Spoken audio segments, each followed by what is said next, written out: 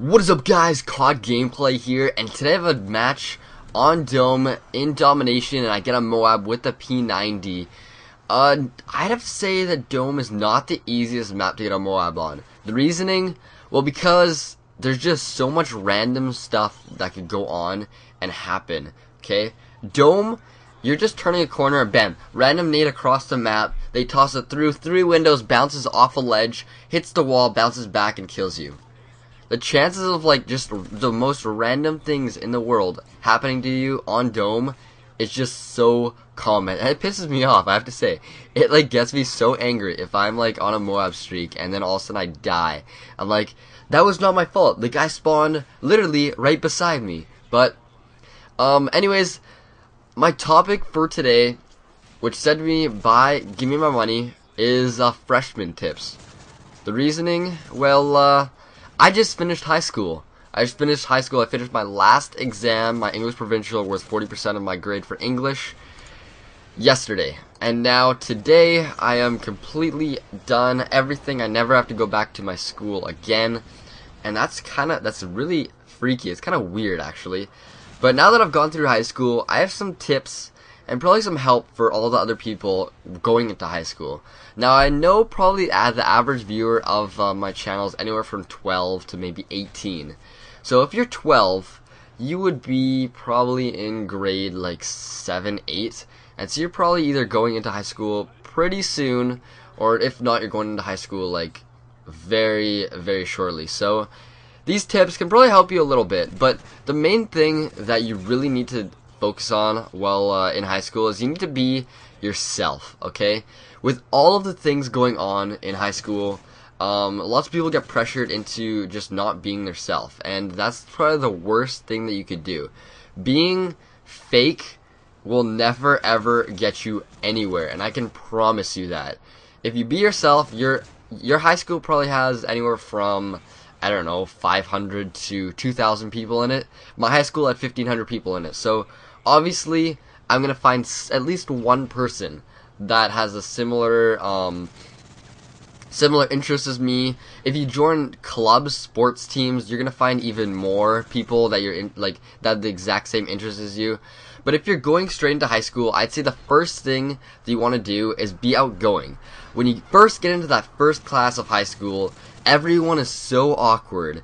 Everyone is just like, okay, I know maybe a couple people coming from high school. Maybe there was 2 middle schools and they combined going into one high school. And you start like sticking with your like close buddies from like last year, and everyone's so conservative. I remember those first days. Oh my goodness. And everyone's awkward, but you need to try your best to be outgoing, because if you're outgoing, that's like the best you can do. Everyone loves an outgoing character, and no one really like enjoys someone super shy. You go up to them, you say, "How's it going?" and they're like, hi. Like, no, you have to learn to try to work outside the shell, because once you do, so many more doors will open. And so another thing is when you're sitting down in a class, depending on what type of person you are and what you want to get in a class is pretty much determined where you sit. Me, I usually sat in the back of the class. So it's usually the front is like all the people that pay attention. They don't want anyone talking to them at all.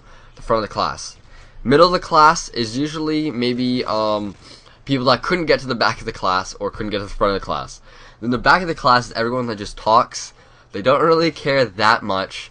Sometimes they do, but they just talk a lot, and they don't want the teacher to hear them as much, see them as much, so they sit in the back of the class. Me, depending on the class, is where I sat. Sometimes I was in the front of the class, sometimes I was in the back of the class. Most of the time, I was in the back. And looking back, probably the best thing that I could have done was sit in the very front, because in the very front, you never miss one thing.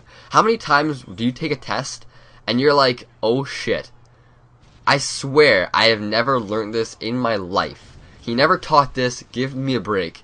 After the test, you'd like ask the teacher, okay, this question, we never learned it. He's like, oh no, I explained it like for like a minute during a class. If you were paying attention, you would have known. And you're like, oh,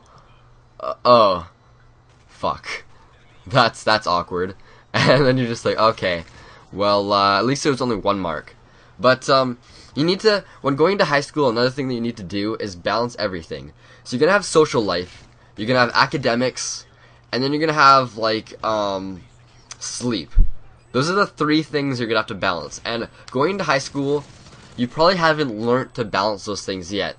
Most likely, you haven't like done a whole bunch of studying, because once you get in high school, the studying gets turned up a lot.